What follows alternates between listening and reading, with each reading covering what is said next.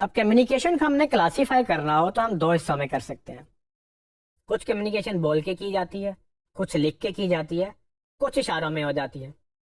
तो इसको अगर दो कैटेगरीज में डिवाइड करना हो तो एक को हम वर्बल कम्युनिकेशन कहते हैं और एक को हम नॉन वर्बल कम्युनिकेशन कहते हैं। वर्बल कम्युनिकेशन में वो जो बोल के आप कम्युनिकेशन करते हो और जो लिख के कम्युनिकेशन करते हो वो सारी शामिल हैं। लिखने में आप इमेजेस को भी काउंट करते हैं, जिसमें आप विजुअल्स जो हैं वो आप दिखा के इमेजेस या वीडियोस वो भी शामिल होती हैं।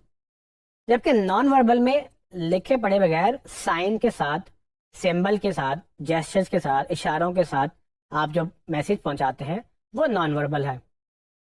जिंदगी में हम असल में तो नॉन वर्बल कम्युनिकेशन ज्यादा करते हैं। अगर आप अंदाजा लगाएं अपने 24 घंटे में से एक दिन में ये कैलकुलेट कर सकें कि आप एक्चुअली कितने लफ्ज अदा करते हैं और उसमें कितने सेकंड लगते हैं, तो मुश्किल आम बंदा जो है शायद आधा पौना घंटा बोलता है 24 घंटे के अंदर से।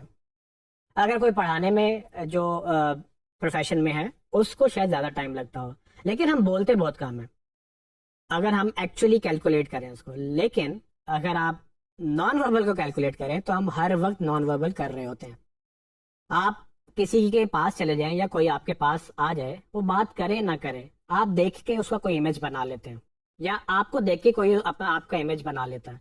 तो ये जो बगैर देखे एक सेल्फ इमेज बन जाता है, ये क्या है? ये मैसेज ही है। आपको मुझे देखकर कोई ना कोई जेन में इमेज आ गया होगा, आप किसी और को देख के आप उसमें कोई ना कोई अपनी कंक्लूजन निकाल लेते हैं कि अच्छा इसकी दाढ़ी है तो ये ऐसा होगा, अच्छा इसके बाल लंबे हैं तो ये कैसा होगा, इसने कपड़े ठीक नहीं पहने। तो सारी चीजें जो हैं ये नॉन वर्बल कम्युनिकेशन की एग्जांपल्स हैं। आप गाड़ी चला रहे हैं, कोई आपको एकदम से आगे से कट करके आपको चला जाता है तो आपको अक्सर बुरा भी लगता है या आप जज कर लेते हैं कि शायद इसको गाड़ी ठीक चलानी नहीं आती या ये जानबूझ के तंग करके गया। अगर आप इशारे पे रेड लाइट देखते हैं तो आप रुक जाते हैं, तो ये भी तो नॉन वर्बल कम्युनिकेशन है। आपको पता है कि रेड लाइट पे मैंने रुकना है और ग्रीन पे मैंने जाना है। सो कम्युनिकेशन हमें बिजनेस के एंगल से भी देखनी है, लेकिन जनरली कम्युनिकेशन समझना इसलिए ज़रूरी है क्योंकि मार्केटिंग में ये बहुत सारी चीज़ें आती हैं।